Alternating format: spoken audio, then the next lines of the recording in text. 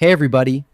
Today we're going to learn how to disable aggressive noise suppression to fix Zoom music lesson audio.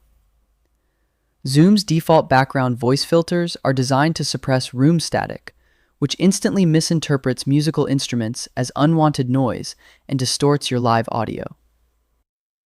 First, launch Zoom and stay on the primary homepage interface. Move your cursor to the bottom left corner and click on the small gear icon to open your settings dashboard. Look at the left side category list menu and click directly on Audio. Locate the configuration section block explicitly labeled Microphones Mode. Click the selection bubble next to Original Sound for Musicians to permanently activate the advanced high-fidelity audio bypass engine. Look at the sub-options that pop open directly below it and check the box explicitly labeled High-Fidelity Music Mode.